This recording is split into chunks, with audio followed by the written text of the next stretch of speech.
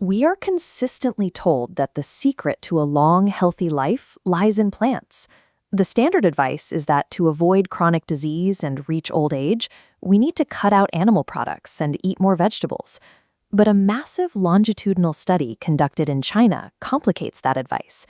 Researchers tracked over 5,000 citizens, starting in 1998 and following them for 2 decades. What makes this dataset unique is the starting line. Every single person enrolled in this study was already at least 80 years old when the tracking began, and the data they produced breaks the conventional rules of longevity.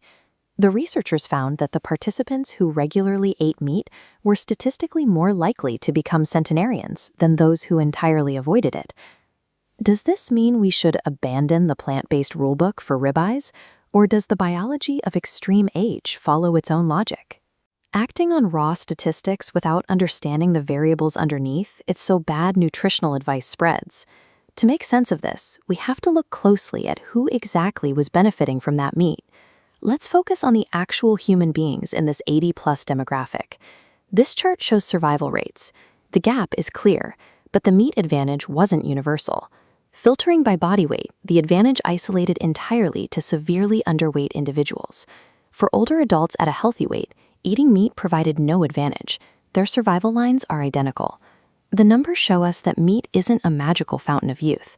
In this specific scenario, it acted as a targeted rescue intervention for a specific, vulnerable subset of elderly people who desperately needed calories. To understand why those extra calories matter so much, we have to examine the biology of the 80-year pivot, a shift where the body's metabolic priorities move from long-term defense to immediate survival. This transition begins with a sharp, natural decline in appetite. As the body's energy needs shift, people simply eat less. When calorie intake drops, the body begins a rapid deterioration of its structural supports, steadily losing essential muscle mass and bone density. This leads to the primary threat of extreme old age, frailty. At 80, malnutrition accelerates this, turning minor falls or illnesses into fatal events. At age 30, a diet's job is to prevent chronic conditions that take decades to develop. But at 80, the biological goalpost moves.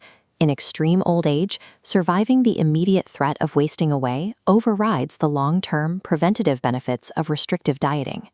So we return to the data from China with a new question. How did the non-meat eaters who did reach 100 manage to survive this biological pivot? The researchers noted that the meat advantage vanished for older adults who avoided meat but still regularly consumed fish, eggs, or dairy. This diagram shows the specific nutritional payload of those alternative foods. They deliver high-quality protein, vitamin B12, and calcium, the foundational materials the body demands to maintain bone and muscle mass. The octogenarians who lived the longest didn't have a biological requirement for meat itself. What they required were dense, easily accessible sources of calories and nutrients to fortify themselves against physical decline. Plant-heavy diets are highly effective at lowering the risk of chronic disease earlier in life, but surviving to 100 requires adapting that diet, ensuring it remains nutritionally adequate as the body fades. Nutrition is not a rigid, lifelong religion. Instead of searching for one best diet, the data suggest we should be asking, what does my body need at this specific age?